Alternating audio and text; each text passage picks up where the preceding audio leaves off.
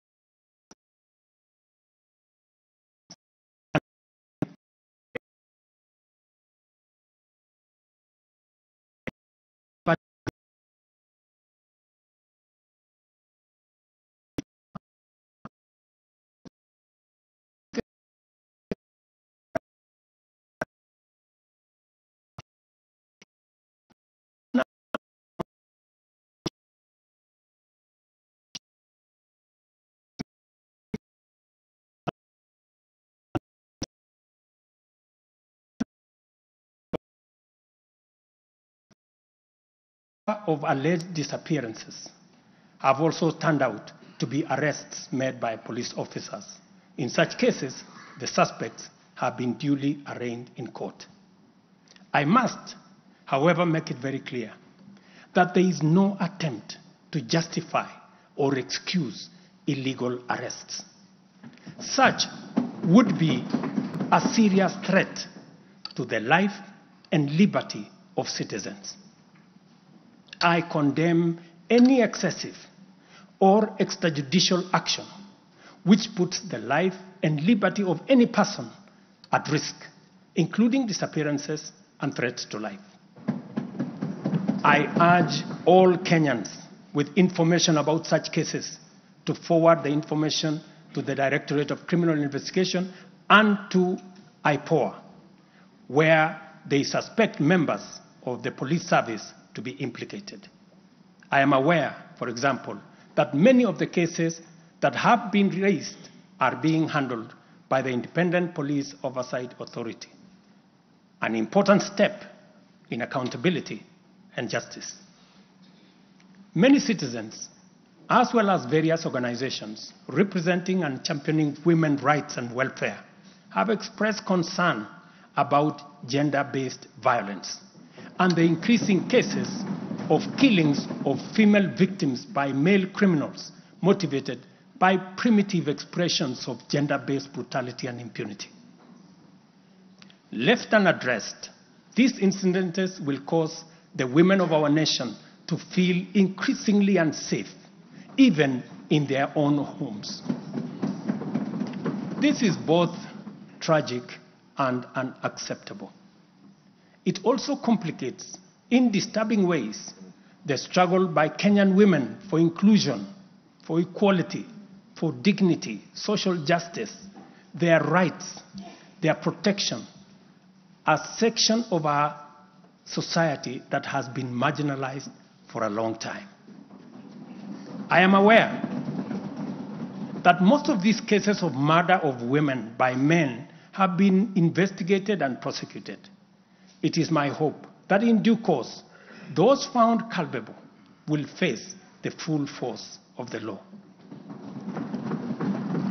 Members, it is time for each of us, political leaders, public officers, religious leaders, traditional institutions, and family members, to do our part in raising boys into morally upright men who will never need to affirm their masculinity at the expense of women, but instead contribute to making our society just, safe, equal, and inclusive. I appreciate women leaders who have taken time to engage me and propose solutions to address this issue. I have held discussions with other leaders in government, and I have tasked the Deputy President to reach out and facilitate collaborative, broad-based, and multi-sectoral deliberations and recommend effective and radically transformative and affirmative action within the next 6 months. This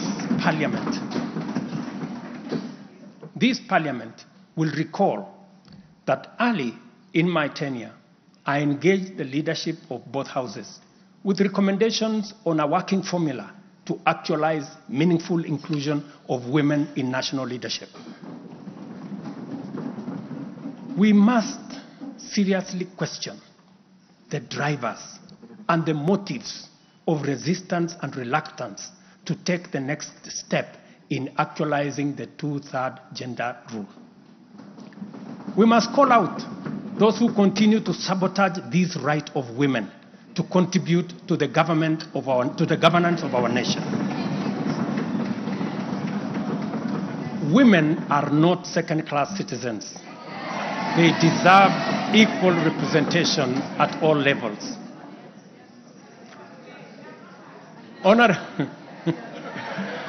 Honorable members,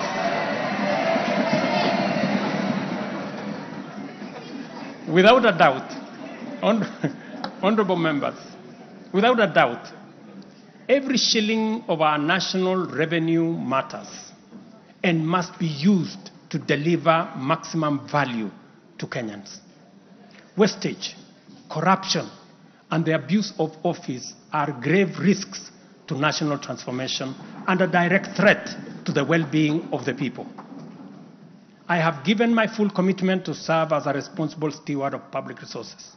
To begin with, I have championed the automation and digitization of government services and revenue collection to promote transparency, seal loopholes that lead to revenue losses, enhance accountability, and eliminate opportunities for corruption, therefore improving efficiency, transparency, and integrity.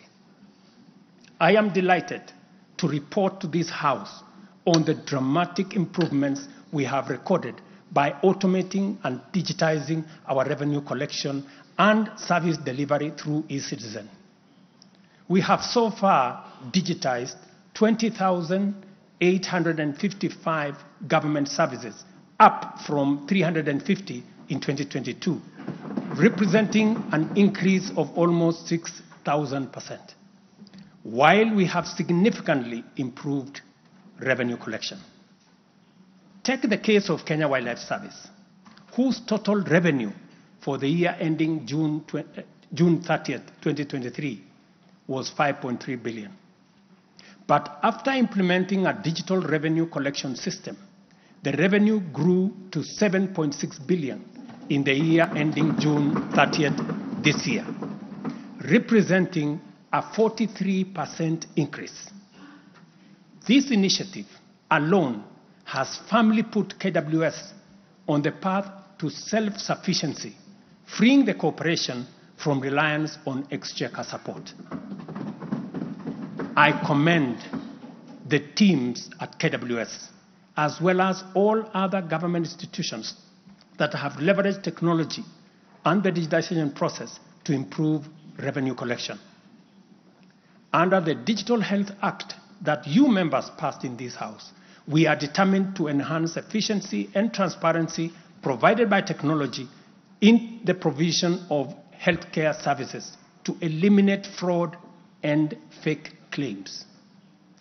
Tax revenue mobilization by the Kenya Revenue Authority, starting with its customs revenue system, is equally being worked on to ensure that revenue leaks are eliminated. Because corruption is a serious risk to social justice, sustainable development, and national security, and the bottom-up economic transformation agenda, I am harnessing our working relationship with other arms of government to encourage the judiciary and parliament to enhance integrity and efficiency by adopting digitization and automation. As I do so, I must caution that all these measures will only achieve intended results if, and only if, the institutions charged with combating corruption and promoting efficiency and integrity stop hiding behind the transparent screen of independence and rise up to meet the people's expectation on matters integrity. Let me say this. It cannot be the case that the Director of Public Prosecutions keeps dropping cases because somehow they are unable to produce witnesses. It cannot also be the case that corruption suspects rush to court to obtain anticipatory bail that shields them from due process and enables them to compromise investigations. There is also no reason for corruption cases to drag in our courts for years when the same courts are able to determine election petitions and related disputes within 6 months. Members, it is also unacceptable for the Houses of Parliament to deny the nation a much-needed instrument in the war against corruption by continuing to sabotage the passage of the Conflict of Interest Bill.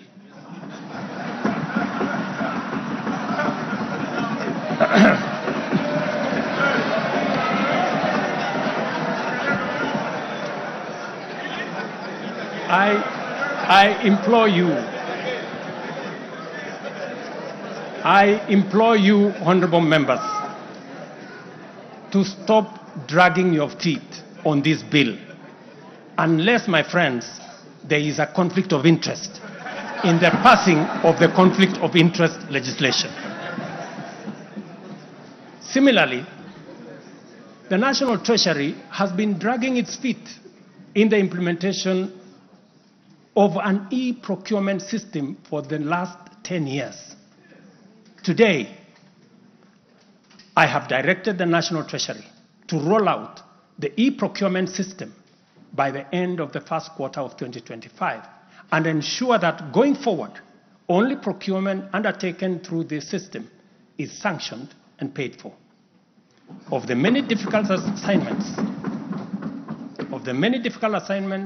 I have undertaken, this fight against corruption is one I now take on with resolve going forward. Let this serve as notice to all. Independent institutions charged with this responsibility must up their game, pull up their socks, and match up to the expectations of the people of Kenya.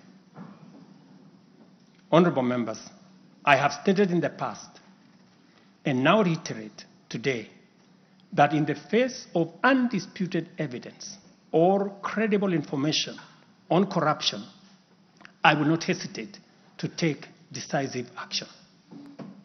Accordingly, I now direct, in furtherance of the principles enshrined in Article 10 of the Constitution on transparency and accountability, and based on new information provided by investigative agencies and partner nations, that the procuring agencies within the Ministry of Transport and the Ministry of Energy and Petroleum immediately cancel the ongoing procurement process for the JKIA expansion public-private partnership transaction,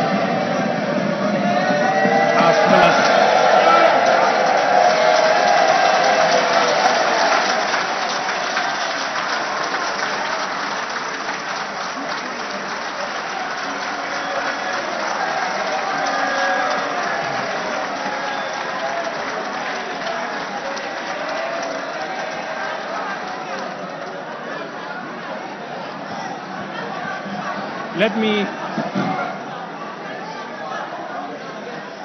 Let me repeat this for clarity.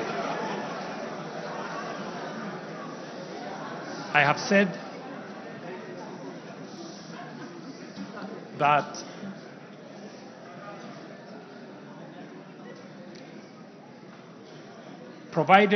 because of the information that has been provided to us by partner nations, I have directed agencies within the Ministry of Transport and the Ministry of Energy and Petroleum to immediately cancel the ongoing procurement process for JKI expansion public-private partnership transaction, as well as the recently concluded Ketrago transmission in public partnership procurement contract.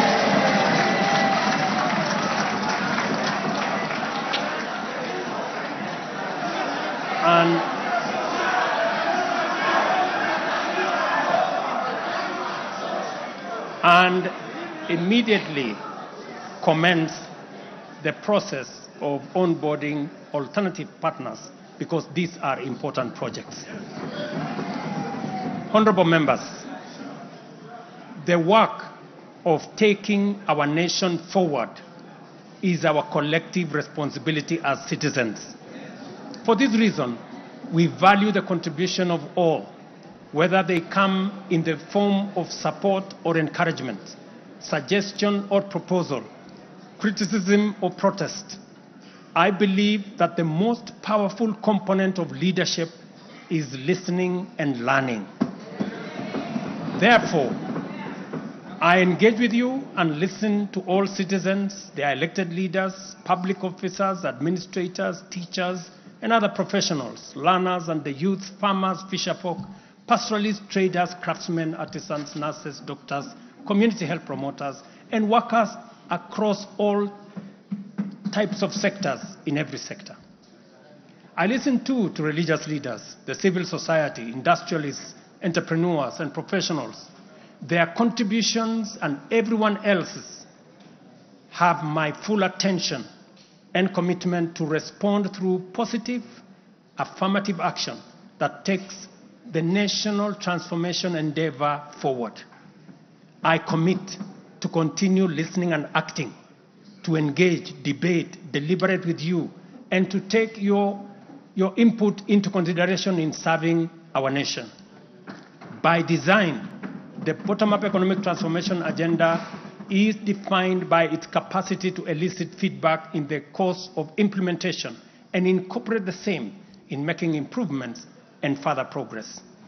With every input from stakeholders, our ability to drive progress increases. By listening to you and to every Kenyan, I am able to serve this nation better. As we take part in this necessary discourse, I want to make one thing very clear.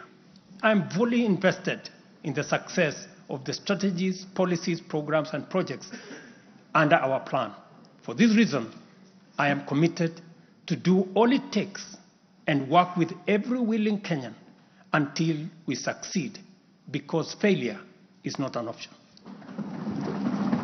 Given the challenges our nation has faced, it has become clear, honorable members, that overcoming these obstacles requires the collective energy, the collective wisdom, ideas, and goodwill of Kenyans of all political, cultural persuasions, religious beliefs, and walks of life. The wisdom of entrenching national unity and inclusivity as a national value in our Constitution is clearly evident. Our diversity is our source of power. And this moment in the history of our nation calls for radical collaboration to transcend our challenges. We do not have the luxury of magnifying our differences. It is time for all of us to pull together and usher the nation into the future of our dreams. With this in mind, I initiated extensive consultations with leaders from across all divides, public and private.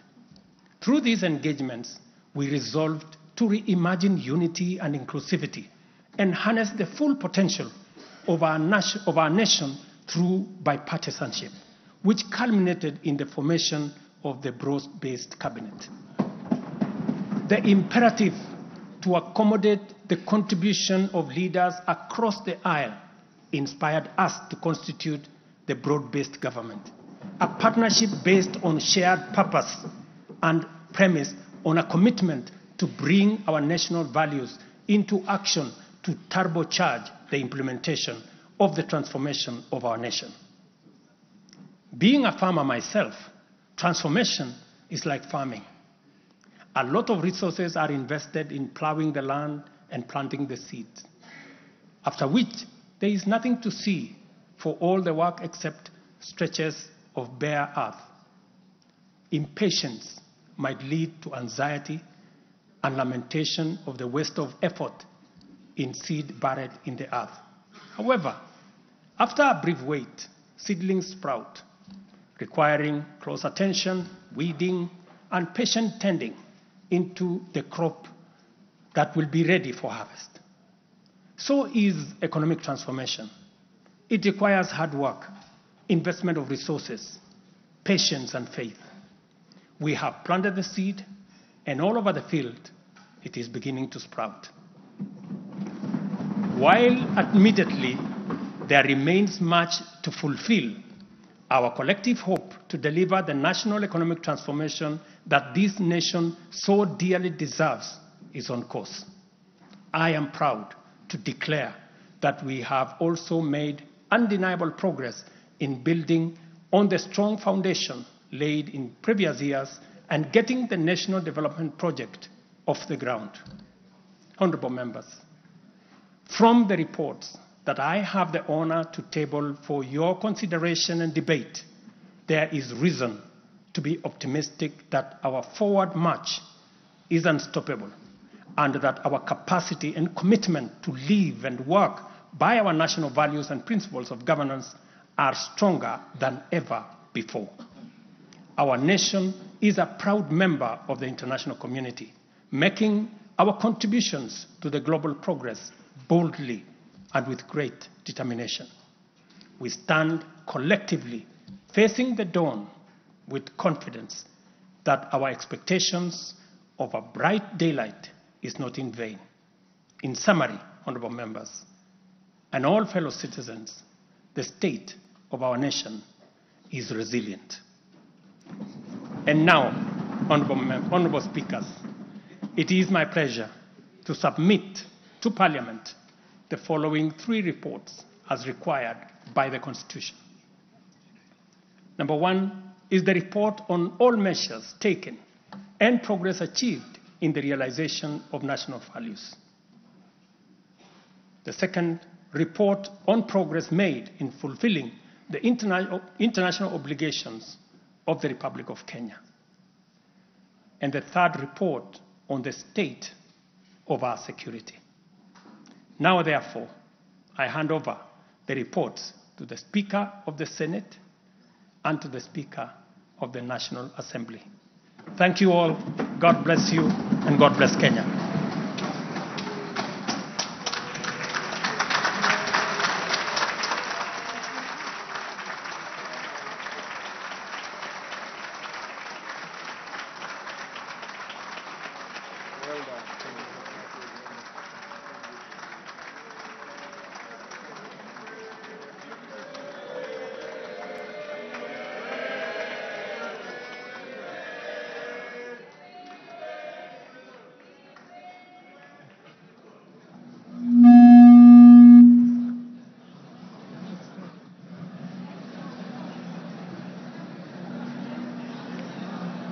Order, honorable members, Your Excellency the President, the Right Honorable Speaker of the National Assembly, honorable members, distinguished guests, please be upstanding.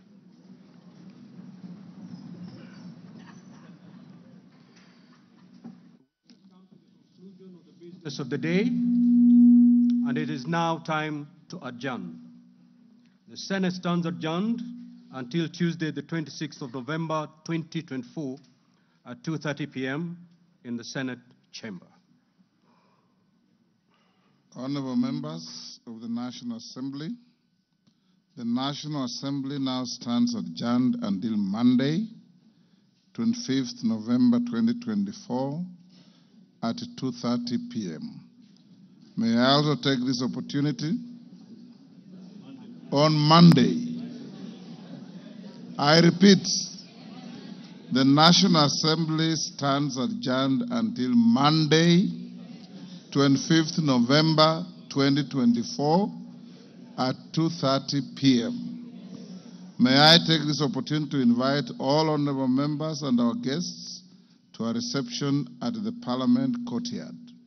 May I also request all of you honorable members and our guests to remain standing in your places until the procession of His Excellency the President and the speakers of the 2 houses leave the chamber.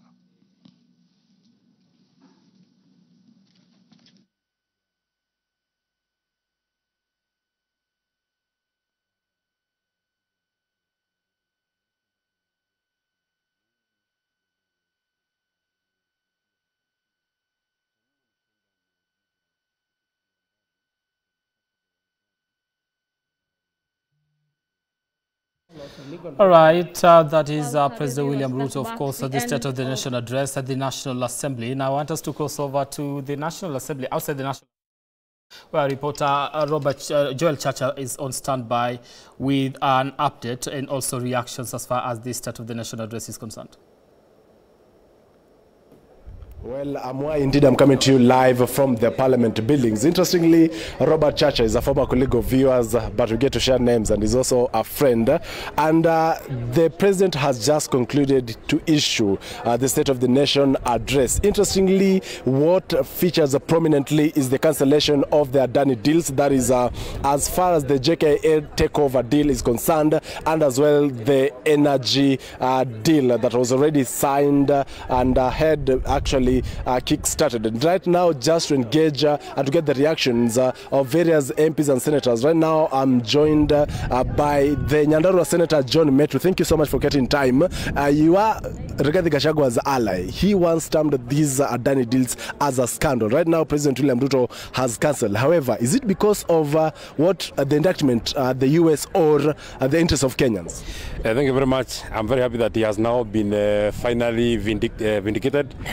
In fact, the President has actually clearly said that the reason why they are cancelling this deal is because they have gotten information from their partners, especially international partners. And this makes me feel very sad that a deal that every one of us felt and knew that is a fake deal, is not a deal that is for the best interest of the people of Kenya. The President has to wait until the Adani people are inducted in other countries. They have not even done due diligence on these deals. It makes me wonder how many others would be wrong that will have to call for the cancellation. So I will not say that I'm very, very amused.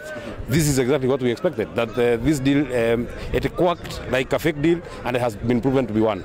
Thank you so much. Now also Antonio Loch, Madam Member of Parliament, thank you so much for getting time. Adani has been cancelled. There is also Taifa Care. What's your reaction to the President's speech? I think it's very much responsive. We saw a president who was keen to give the impression that he has been listening to the views of the public. It is well in the public domain that the issue about Adani has been a crucial issue and a thorn in the flesh. Questions about accountability, questions about public participation, and questions about good governance. So I think it is a good thing that not only that one, but also the procurement issues about Ketraco. I think one thorny issue that still remains standing that I thought he would face head-on was the issue about SHIF and SHA on the question on its operationalization. Is it a rebrand, Taifa Care, there was Baba Care? Yes, of course, every administration. I mean, in the US, you know, the President Obama came with Obamacare. Trump came in and said he wants to put in his it. But I think this particular one on Taifa Care is a signature of His Excellency the President. But I think the question of it being operationalized and the issues about people accessing actual treatment needs to be addressed. Well, thank you so much. Also, another member here, can you introduce yourself for the sake of our viewers? And what has stand out in the President's speech? Thank you. I'm Honorable Hussein Waitan, the MP for Mandera East constituency. This address has really given Kenyans a lot of hope because of most of the things Kenyans were complaining about have been dealt with appropriately, because the Adani issue has been a problem to Kenyans since I think for almost a year or even more. Issues also to do with procurement processes, you know, has been dealt with. I think this gives hope, a lot of hope to Kenyans, and we expect changes to be seen in the growth of our economy. Thank you so much. Also, Honorable Manduku, who we were actually with him in the morning, finally the President has spoke. Has he met your expectations? You know, contrary to expectations, the President seems to have read the mood correctly. I think he has addressed virtually every issue that we had concerns about. I want to say that given what he has said today, there is lots of hope going forward. And I want to say that he started off poetically. I think he's been reading a lot of Shakespeare and Wole Soyinka, you know. And he took us down a persuasive route and ultimately hit the nail on the head. So we hope and pray that what he says will come into fruition. And we are optimistic that all these plans are going to work. From SHA to Taifa Care, is it a rebrand or just to restore the confidence? You may call it a rebrand or whatever, but the point is that he's aware of the challenges that this new system has faced, and he has come up with practical solutions. So we thank him for that. Thank you so much. Also, Kiambutan, Member of Parliament, thank you so much for getting time. Or Limuru, Member of Parliament, sorry. Your reaction to the President's speech? First of all, I'm very glad that the President was able to address some of the very serious issues the public has been asking, including ourselves, matters about the health care, issues of corruption, and the issues of creating employment in the country and giving hope to our people. I like the way he has dealt with the Adani case, because it is a case that has brought a lot of anxiety with our people because of lack of transparency, and he has clearly said that he has gotten information to warrant to cancel it. For that reason, we are very happy as people, because we had raised several issues on it. But is it for the interest of Kenyans or the US in this case? No, for me, I look at the interest of Kenya, not the interest of any other country. I know as a country we deserve the best. We know that we need to improve this infrastructure, but the issue of who is doing it at what cost is very important for us. Well, thank you so much. Also, the Deputy Majority Whip in the National Assembly, Honorable Naomi Jilowako, thank you so much for getting time. The President has also spoken to the issue around femicide. Yesterday, there was 100 million that was given to you women leaders just to campaign around it, and also on the Adani matter. In fact, if there is any day I'm proud and happy, this is the day. Because before this day, we were all in dilemma, wondering where we are headed to and what we can do. When we met with our president yesterday, he promised us that we are in safe hands and he will listen. He has listened to all of us and he will take actions that will help the country. Today, I'm happy that he has pronounced again his stand on the issue of femicide, rape, and abductions of people. He has clearly said that what needs to be taken. He has ordered the necessary bodies in our country to take the necessary measures so that those people who do that can be dealt with. Number two, the issue of women, inclusivity. You know, for many years we have been wondering on how we can handle the two-third gender thing. But today our president has made us proud. And as a nation we know that women, have a lot of votes and we carry the bigger percentage. And he has just made us proud, because without women there is no life. Without women you can not do anything. Women are the pillars. In fact, I congratulate him because he has appreciated the efforts of women, because they were praying for this nation, they have voted for him, and they have continued to stand with our nation.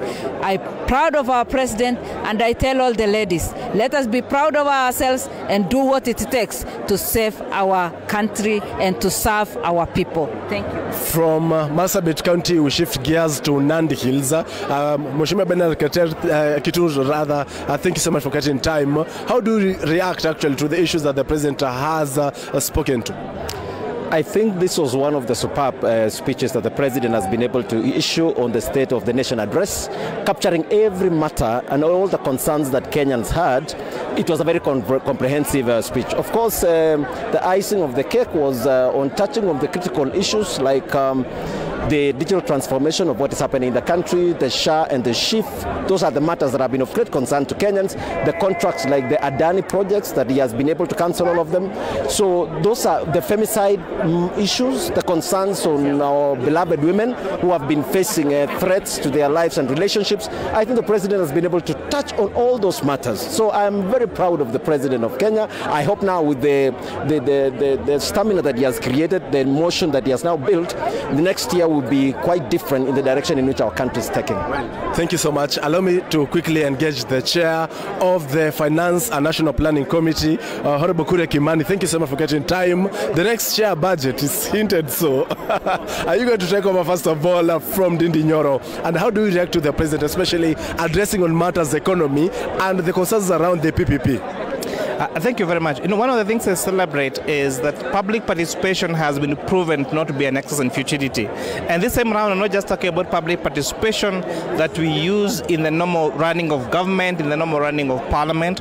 We are telling people that the tweets that you make, the Instagram posts you make, the TikTok videos you do, the WhatsApp messages that you send actually means something to this administration. And to me, that is a great celebration, especially to young people, because most people do not know how else to air their views. They don't know which meetings to go to, they don't know which county hall meetings to go to, but now when they express their views on those hashtags, it means something for this administration. That is, to me, the greatest take home today, and I'm happy that now we have an open governance, we have a government that is listening to the public, and we have now decisive leadership that's saying when this happens, we make a decision and we move forward. And this, to me, is a great celebration. Thank you so much. Chesumai, Member of Parliament, thank you so much for catching time. How do you react to the President's speech? You are a member of the Finance and National Planning Committee. As far as the matters of economy are concerned? Well, I'm very happy about the President's speech, especially when he touched on corruption. We saw that he has demonstrated that he's actually not tolerating, he's on zero tolerance on corruption. And by the fact that actually we have a listening president. One was when we passed the finance bill. I mean, the House passed the finance bill, but he was not able to assent it into law. And why he didn't is because of what the Kenyans, the views of the Kenyans. It was not necessarily the right thing, but it was the views of the Kenyans who said that they don't want the finance bill. And now again, you see, he has also cancelled the Adani. He has also cancelled the Kentraco. So it means that we really have a listening president. So I'm very happy about his speech, and I'm happy about all the sectors he touched. He touched about women. He touched about the coffee. He touched about farmers. He touched about fertilizer distribution. So I'm extremely happy of everything he put in perspective, and again how the economy of this country is. He talked about the 9.6% inflation down to 2.7, which is a very good step. I'm happy about that. The stability of the dollar and many things that he talked. I believe and I saw that this is a very, very good speech for today as a State of the Nation address. Thank you. Asante sana. And now we're also joined by the Deputy Majority Leader, Honorable Owen Baya. Asante sana for getting time. The President has just spoken on the Adani deal, that is JKA takeover, and now the, of course, energy deal that was already signed. However, could there be repercussions of cancelling this deal at this point?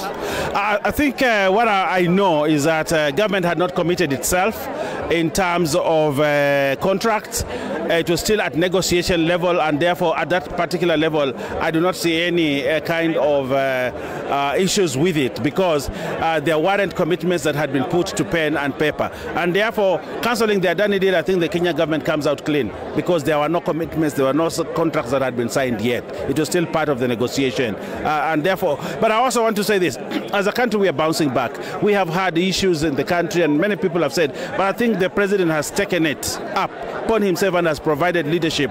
He has not just given a speech of hope, but he has also given us actionable hope that is going to liberate this country and put things together. I think Kenya is moving forward, surging forward to ensure we have a better Kenya. Thank you so much. Kenya North Member of Parliament, also thank you for getting time. Thank you on the President's speech today. What are the takeaways?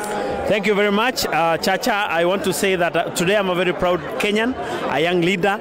Today the President has shared his vision to the whole country. He has elaborated by touching all sectors of our economy on the health sector. And I'm saying singling this out because many Kenyans have been crying that they are suffering, but now the President has explained himself. Secondly is on issues to do with the housing program. As you know, this is one of the sectors that has been creating job opportunities for our young people. Not forgetting the issue of exporting of labor. You know, as a country, we are struggling with unemployment, but the President has explained himself on the plans that he has to ensure that our country, our people are getting employment outside the country. And lastly is the issue of digital economy. You know, in this country, the only thing that is now driving the economy is through the digital space, and also food security and many other things. So I'm very happy. The icing cake is the issue of Adani. You know, there's been crying all over the country that this deal is not good. this deal is bad, but the president has made a very crucial and important decision to cancel the tender. Thank you very much. Well, thank you so much. Also to engage the Marakwet West Member of Parliament, Honorable Timothy Kipchumba. Thank you so much for getting time on the Adani matter that has finally been cancelled. Do you feel it's out of the public pressure or the partnerships that the president has cited? I think the highlight of the day was the cancellation of the Adani deal by the president. And for me, that is, to be honest, an embarrassment of monumental proportions. Because this is a deal that everyone in government had defended, up to and including Raila Odinga, when he came in through the broad-based, he defended a Adani deal. Today in morning, the CS for Energy was here defending Adani. For me, it is an embarrassment of monumental proportions.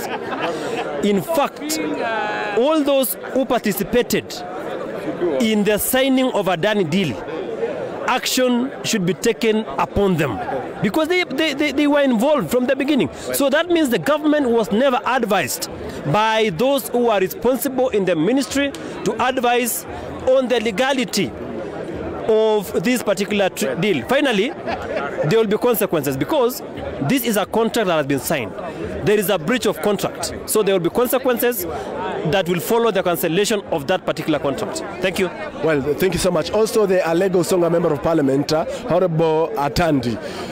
The Adani deal, is it too late to have cancelled this deal? No, it is not too late. What you must understand, my friend, what you must understand is that the Adani and Adani company has so many enemies. You're not listening. What I'm trying to tell you is that after Adani officials were inducted in the US, Adani's capacity to raise resources was compromised. And I don't think they were able to do any project anywhere, whether in Kenya or outside Kenya. I think that is really the problem, which we need to understand. As to whether Adani has capacity to deliver, I think that one we are all agreeable that they have capacity to deliver, but they also need to raise resources. So I think the US indictment was the blow that has hit Adani in Kenya and everywhere else. And I think that's what needs to go out. As to whether there will be implications, I don't know how the deals were structured, but if the deals were already signed, I think there will be ramifications on the part of Kenyans. Yeah. Thank you so much. Also, the UDA treasurer, that is Japheth Nyakundi, thank you so much for creating time. The president has spoken on an array of issues, and of course, we now have a rebrand of SHA to Taifa Care. Could it be because of the broad-based government, Baba Care, and also Adani? Kenyans are feeling maybe they were not listened to. It's just because of the US government. Thank you so much. Clearly, the president has laid down the achievements of this government for the last 2 years, from issues to do with food commodities, from issues to do with the inflation rate.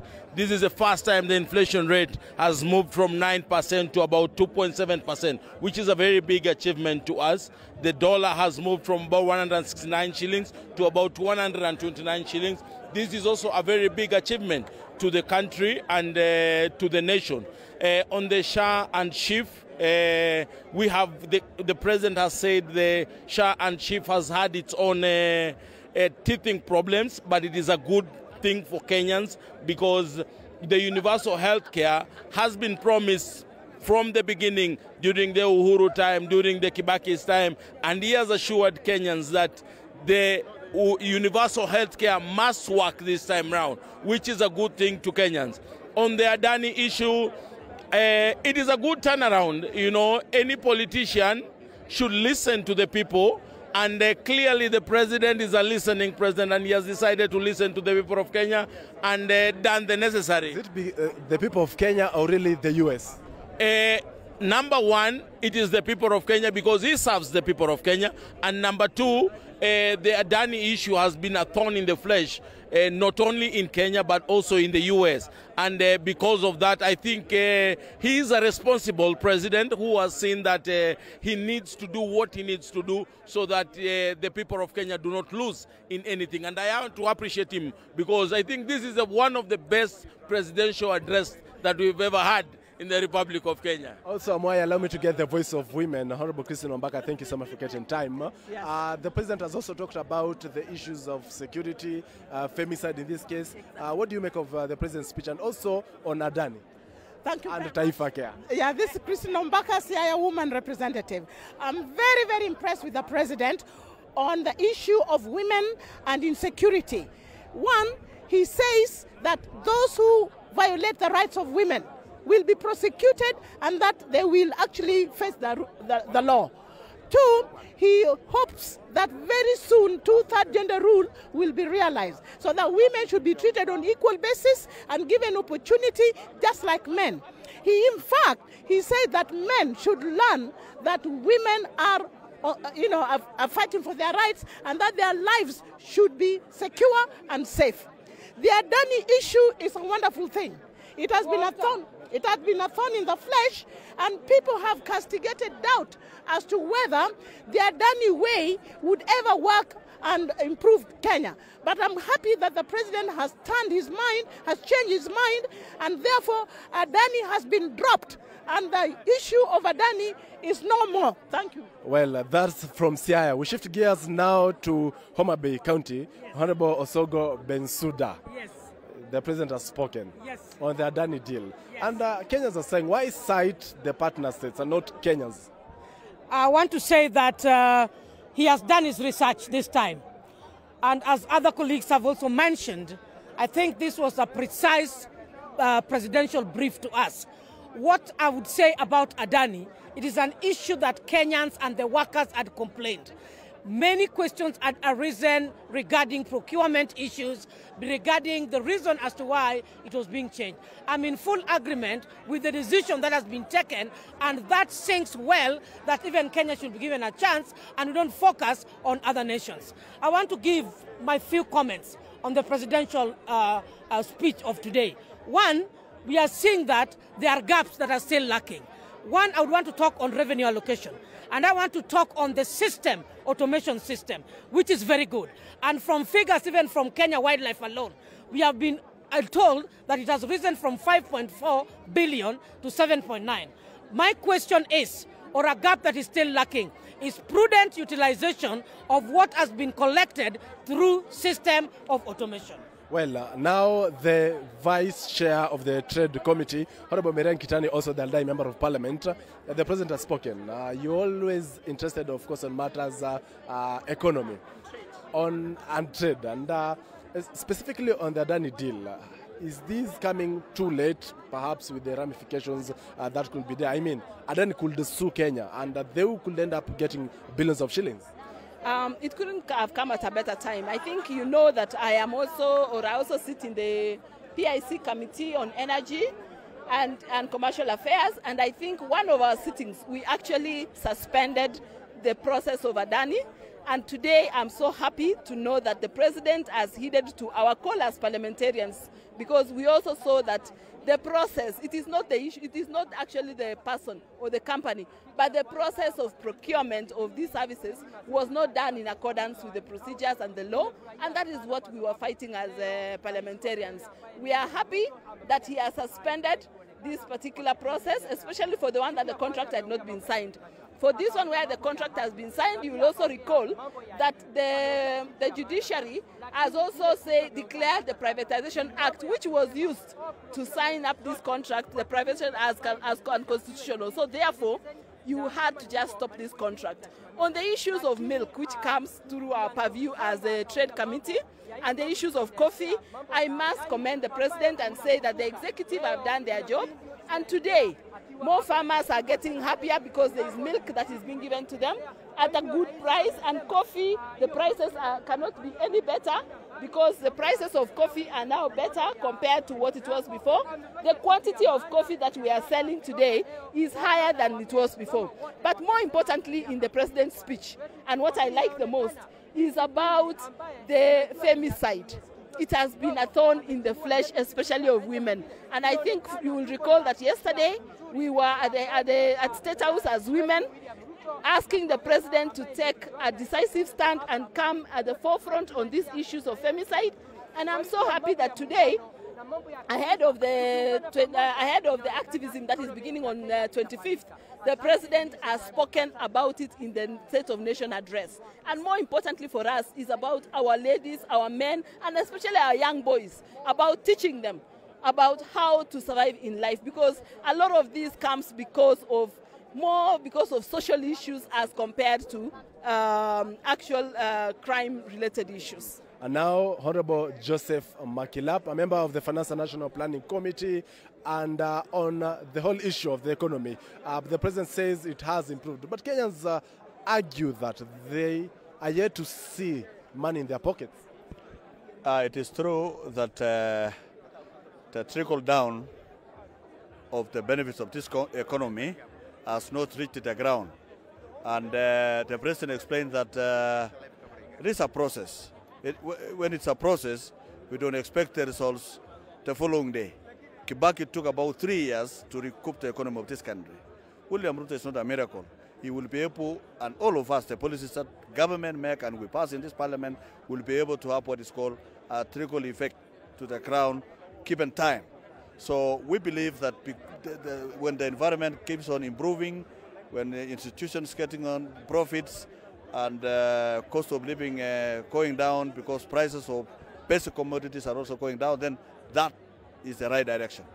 And I'm going to cut you short just to engage the CS, that is Environment CS Eden Duale. Karibu sana Waziri, you're live on K24. The president has spoken on an array of matters, and what stood out in this speech, considering also you are a ranking member of this house, you can compare the head of state this time round and of course other addresses before. I think, been around when President Kibaki was making State of the Nation address, President Uhuru, and President Ruto second time. I think the president has spoken about good governance, corruption, and the rule of law. And he has confirmed to the country that he will deal with the corruption firmly. And I think the first one was, and he has listened to the citizens, stakeholders, that uncancelled the Adani controversial. Is it citizens or partner states? No, citizens. It's the citizens. I mean, the media included. Secondly, I think he has been very, very firm on his role on the issue of extrajudicial killing. That it's no longer business. People must report their loved ones to DCI, those who lost their loved ones. And I agree with him. He's a man of God. It's only God who can remove the soul. And I think those Kenyans who are genuinely concerned, they have people who have lost their loved ones, I think they should report it. We should not. I was part of the people who campaigned with the president on the platform of an end to extrajudicial killing. The president has confirmed also on the issue of how to invest in production, not consumer. After heavy investment in production, today Kenya is food secure. Kenya is about to export sugar. All our sugar industries are working. All that is because of the cheap fertilizer that was provided. Thank you so much, Waziri. And also we are joined by the Treasury Cabinet Secretary, that is John Mbadi. Thank you so much for getting time. You know, the last time we were here, you are a member of parliament. Now you're the Treasury Cabinet Secretary. A lot has been happening. As far as the economy is concerned, has the president's speech actually addressed things as they are on the ground? First of all, let me make it clear that the president's speech is actually the government speech.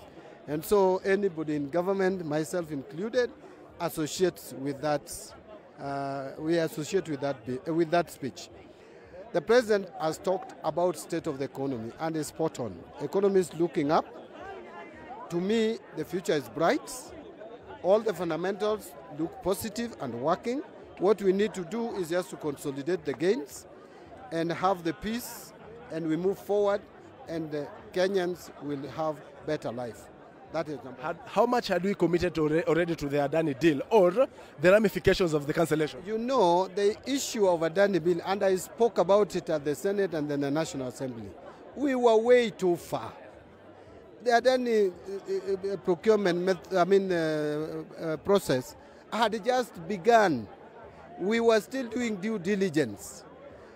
Then from there, we were to graduate now to negotiation. We had not even reached the negotiation stage. And if you look at the PPP Act, especially this specific procurement method called PIP, privately initiated proposal, until you sign the contract, you can stop the process at whatever stage. Even if you get another better deal, you can drop this one. That is for JKA. How about the one that was signed, that is Adani Energy? Even that one which is signed can be negotiated and can still be cancelled, because the moment you give the contract, you know this one. At what cost, Bwana Waziri? Let me tell you, just listen to me. This is not a competitive procurement process. PIP, go and read the act and understand that PIP is a model of procurement which does not tie your hands until you conclude the process. Are you assuring Kenyans that no money will be used just to compensate the Adani? I don't see any possibility of losing any money. Compensating them for what? For doing what? Because the only thing is the amount they paid, which would be refunded. Yeah? Because it is not a mutual termination. There is no, in PIP, there is no much expenses that are involved. So what would you compensate them for? So I don't see any problem. PIP is the most flexible method of procurement. On SHA, have we rebranded to Taifa Care? You know, SHA is like National Hospital Insurance Fund. It's the body. You know, I think you guys don't understand this thing properly. SHA is like NHIF, is the authority managing. But Taifa Care is like Obamacare. It's like it is like the method, what do we call it? It is the service that you are offering. It is the SHIF, Social Health Insurance Fund supported process. So there is no difference. And again, by the way, SHA is being opposed just by people who have medical cover in other areas. The normal Kenyan, the ordinary Kenyan, the downtrodden cannot oppose SHA. They cannot. Those who have alternative medical cover, kama John Badi, those are the people who have problems with SHA. On the counties that are now to get 387 billion Kenya shillings. The other day they were complaining that there is a late disbursement of funds. Which late disbursement? You go and talk to the chairman of the council. He came to my office and apologized. We have paid all the money. You go and ask him. Ask all these governors if they have not received money up to October. You know, I don't play politics when it comes to devolution. So every governor knows that there is money paid. It is in their CRF account. And by the way, the media, why can't you just go to and check the CRF account? It's a public document. And see if that money is there and is not there. Instead of saying that the governors are saying this, Treasury is saying this, you have a way of also confirming the same. It's a public document. We have transferred all the money up to October. The chairman of the Council of Governors came to my office the day before yesterday and told me, Mbadi, I think we are sorry for this. Yeah, and I took it positive. The mediation committee has increased from 380 to 387 billion, the equitable share. The 7 billion, will it be available for the counties? Which money will it be available? You're asking about the 7 billion. If the president assents to the bill, I have no choice. I have to make it available. I am a law-abiding citizen. It's not an option. It's not about if. It must. Waziri, right now there are 6 bills, of course, in Parliament, seeking to raise about 178 billion Kenya shillings. This time round, it will be injected, of course, into the budget. The question here is, the Finance Bill 2024 that already you had slashed the budget by around 156 billion Kenya shillings. The remaining amount was to be borrowed. Does that mean you're trying to avert borrowing, or you'll bring another supplementary budget too? We'll definitely bring supplementary budget too to realign our budgets. But let me put it this way. If there is going to be additional revenue raised, we have a lot of expenditure pressures. From the CBA that we have just started implementing. Remember, there was the teachers.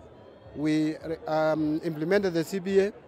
There is the lecturers. We have committed 4.3 billion to pay them. We have the disciplined forces. We have committed ourselves. There is the capitation to university. So there is a lot of pressure, which any additional money will go into making sure that we pay for those additional pressures and maintain our fiscal space the way it is. This parliament was invaded by the Gen Zs on the backdrop of additional taxes. You are doing the same, and probably in the next fiscal year you are going to bring another finance bill. Don't you feel you are overtaxing Kenyans? Which is this tax, this high tax we have brought? You know, I don't like people who actually talk about rumors. You would have told me you are bringing this tax which is higher. I have said it, we are not bringing any additional higher taxes on Kenyans. Tell me which one you are referring to. Tell me which one. You know, we shouldn't be talking about rumors. And the media has a responsibility to speak the truth. The bills that we are bringing, a lot of the changes that we are bringing is beneficial to Kenyans. We are actually giving Kenyans tax relief, including yourself. If you're earning a salary, which I do, I know you do. So instead of thanking me for bringing a relief on your pay slip, you are busy telling Kenyans that I'm bringing high taxes. Which are these high taxes that I'm bringing? And can we talk like truthful men? The disposable income that Kenyans have, do we have the right purchasing power? Much as the economy is improving, the inflation rate is going down. The question here is Kenyans are not feeling the money in their pockets. That is a correct observation. Kenyans are not feeling money in their pockets, and it is because of a number of reasons. Number one, I think there is a challenge with purchasing power of Kenyans, and that is why we are looking forward, apart from the little reliefs that we are giving Kenyans, we are looking in the medium term, like 2 years, we will be tinkering with the pay as you earn, so that we can give people more power to purchase goods and services and create employment in the economy.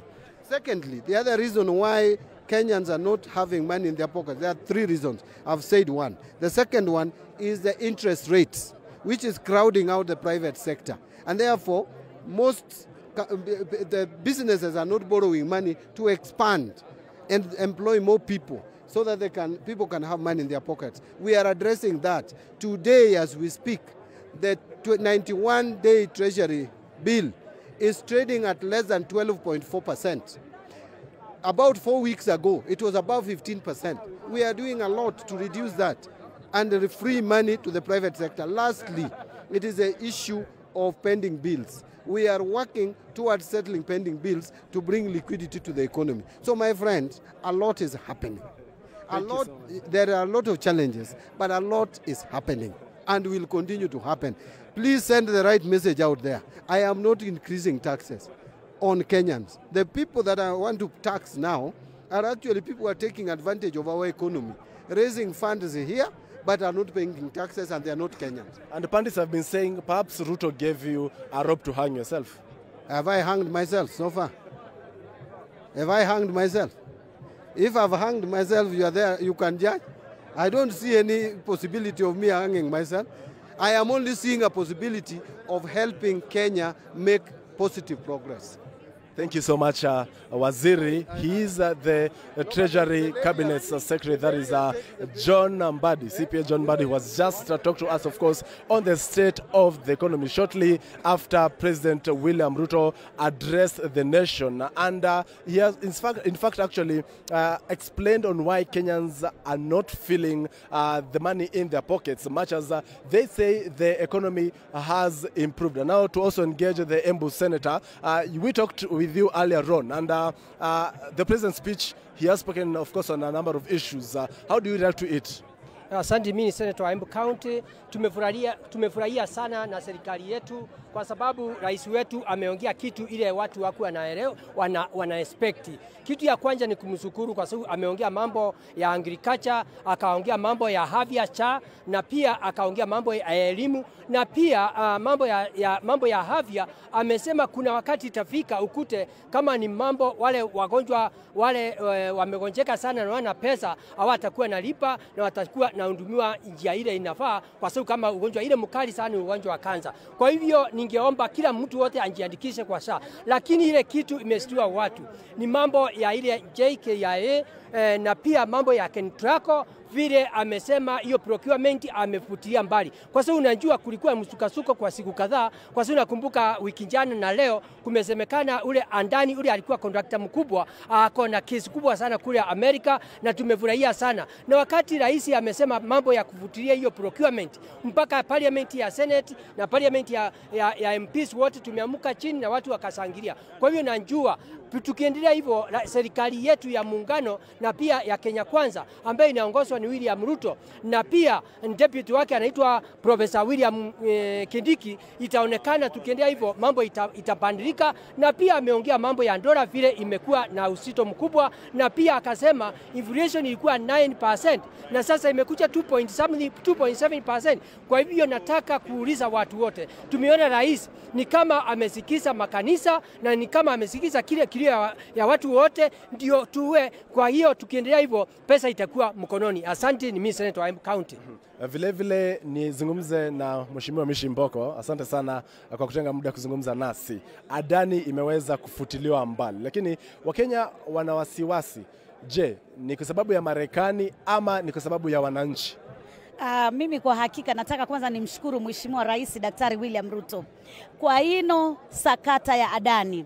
Kwa hakika hii sakata ya Adani ilikuwa imetutia wasiwasi sana na ilikuwa imetutia hofu. Hatukatai sisi, tunataka wawekezaji, yani investors, tunawataka waje katika nchi yetu ili waweze kuwekeza, lakini tunataka wakati wakija kuwe na mikakati ambayo ni ya kisawa. Na wananchi walilia, wananchi walipeleka vilio, hata wafanyikazi katika taasisi ile ya Kenya Airport Authority walizungumza na wakatoa sauti, makanisa yakaongea, misikiti ikaongea, Wakenya wakaongea. Na rais, hii ndio inatakikana iwe ni mwamko mpya kwa jambo lolote, ama hata kama kutakuwa na uwekezaji wowote lazima sheria ifuatwe. Hatutaki kupoteza pesa za Wakenya, hatutaki ufisadi katika mradi wowote wa kiserikali, hatutaki ufisadi, tunataka miradi kisawa. Na jambo jingine nitamshukuru rais ni mambo ya GBV, mambo ya femicide. Kina mama wengi wameuawa, wasichana wamepotea, tunataka utusaidie hapo. Naam, na mwisho kabisa nizungumze na kiongozi wa wachache ambaye ni Stuart Mazayo. Mheshimiwa, Adani imeweza kufutiliwa mbali na Rais William Ruto. Unapokea vipi hili? Kama kitu ambacho naweza kumpatia kongole rais, pengine siwezi kujua ni kwa sababu gani amechukua hatua hiyo, lakini hata katika ile tunaita Paul alipokuwa katika road to Damascus, barabara ile ya kwenda Damascus, Mungu aliweza kumchapa kibako akatoka kutoka lile jina lake kutoka Saul mpaka akaitwa Paul. Kwa hiyo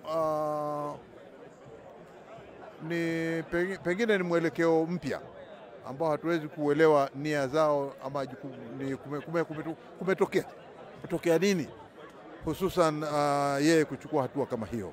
Lakini cha muhimu sana ambacho kidogo naweza nataka kukosoa ni kwamba rais hakuweza kutajia hii nchi yetu ya Kenya kama ni kiwanja cha mchezo wa watu kuja kuchukuliwa, aidha wakiwa wako ni Wakenya wanaweza kuchukuliwa na maaskari wale ambao wamejificha sura zao, ama kuna wengine wale ambao tunasema wametoka katika nchi jirani kama Uganda.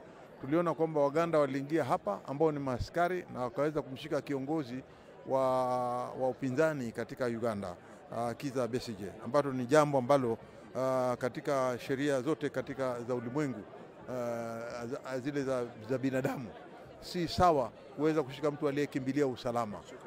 Shukran sana. Well, that is the Senate Minority Leader, Stewart Madzayo, was just spoken to us. Of course, several leaders and that is the MPs, the senators, and two cabinet secretaries have reacted to the president's speech.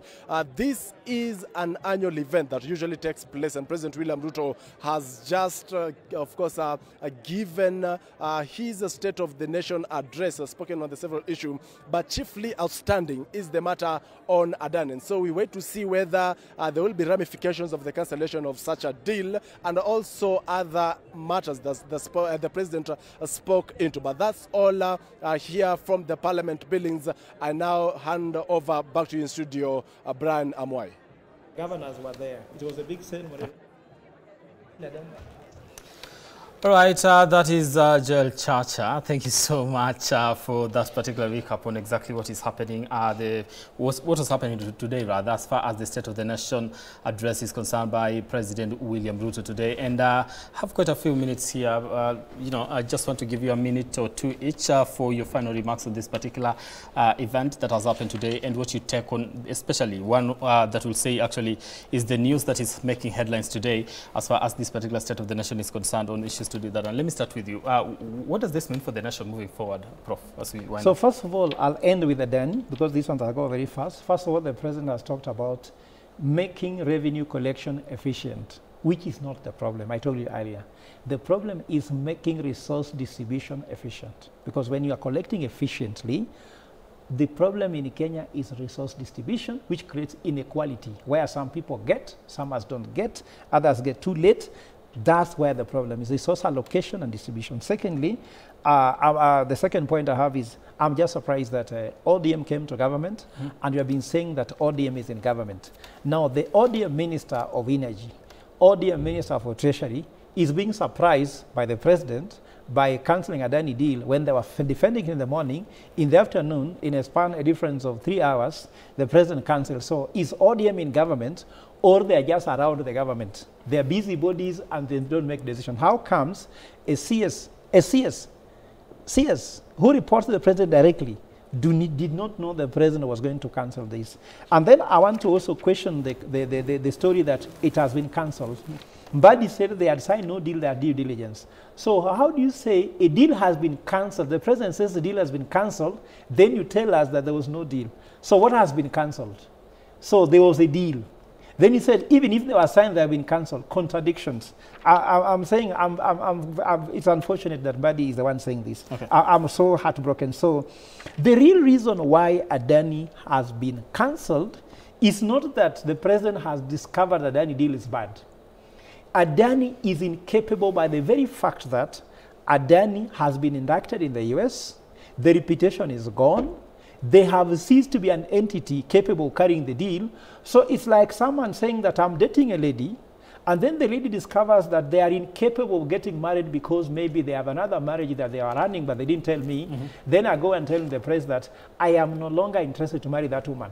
It is not that I'm no longer interested, it's that I found out that it's impossible, marriage cannot happen given the institution of marriage. So for me, the marriage has failed, not because Kenyans don't want, but Kenyans have been told by Adani that we are incapable to do our part of the deal. Okay. Then now I go to the last part of the Adani deal now, which is important. I've heard them saying Kenya has lost nothing and there's no financial implications. I can tell you, I put that figure, the financial implications so far for Adani, I put it at 36.5 billion shillings. And that's how I'm putting my numbers. The strike in JKIA has taken between 10 to 15 days. If you take 10 days only, JKIA collects revenue of 328 million shillings per day. That takes us to 3.828 billion shillings loss in revenue collection, parking, everything. That's gone. You go to the demonstration, 2 legal challenges. These people have been in court, case after court. You saw batteries of lawyers, very big, taken by Attorney General, 200 million gone there. Parliamentary oversight committees and meetings and alliance and oversight, all the treasury sitting there being interrogated by Senate and the rest. There also we lose around 200 million. The project was launched in geothermal in Nakuru County, isn't it? The president flew there with the whole government. Governors were there. Red carpets was there. Adani flew there also to sign it. There was a launch thing and there was these things of the flag being raised. Okay. You can put 100 million there. Travel to India. You don't travel to India by air. They went there to talk to Adani. Due diligence is being done. Okay. Due diligence is costly, so 50 billion shillings. So in terms then, of financial implication, that's what you're basing that? Reputational damage. Okay. When you go to bed with a prostitute, isn't it? Your reputation has gone down, isn't it? And Adani is a global economic and financial prostitute. Right. They have been inducted in the US. Why don't Kenya induct them? Right. And Opiwanda is saying that a sin in the US is not equal here. If you are a sinner in the US, you are a sinner everywhere. Okay. A sin is a sin. The sin does not know place. So by the fact that Kenya was in bed with Adani, anybody who wants to do business with Kenya will be saying, are Kenyans good in due diligence? I'm putting this at 36.5 billion shillings. Okay. Already in card. Forget about what will be in card if at all something else happens. I get your point. Biko, a minute as we wind up. And I would like you to touch on one of the issues that the president talked about, and that is the issue to do with abductions and issues of femicide that has been a subject of conversation in the country. Can you a minute?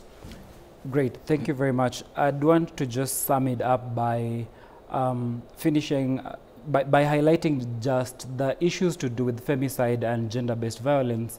These are grave issues, and I am still stuck on the place where government or the state is doing more advocacy as opposed to action. I expect government to swing into action and less of the advocacy of finding out who is doing what and when, or championing for sensitivity or sensitization. So to that end, I expect government agencies, gender officers, gender apparatus within the government to swing into action to find out where is the problem, is it systemic, and nip it in the bud. And then finally, in terms of abductions, again, it was somehow wishy-washy. I didn't get the final word that I was hoping for, that who is currently doing the abduction and what is the action that is taking place towards that. So I'd expect this to be nipped in the bud in the same way they have said criminality is not accepted within government or anywhere else. So that would be my parting shot. And then let's not lose focus on the Taifa Care now that it's I've had this for the first time, Taifa Care. It's no longer a sharp shift situation. Thank you and over. Okay, we started with 100 with Prof. Did we reduce or are we still at 100?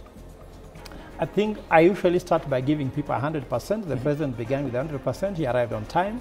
Don't worry about his speech beginning at 2:55. It was more now because of the procedure, but he arrived at 2:15. Okay, so he was on time. What so percentage? With all the speeches in the air now, the issue of Adani, the fact that he's still considering other partners coming on board, I won't give him 100% score on Adani. So last time I gave him 62. This time I'll give him 65. 65, okay. You started with 0. I'm the one that said that. Where is he at the moment, at the end of it? On my end, I always want words to be matched with action. So I hope that there will be more action past this. But in terms of, let me just give a scorecard on a scale of 0 to 10. I'll give it a strong 6 for now. 6. Hoping that it will match. The word will be matched with action. All right, thank you so much, Steve Biko and Professor Fred Ogolla. Thank you so much for making time for trying to make sense of the State of the National Address by President William Ruto. My name is Brian Amwai. Have yourselves a lovely evening.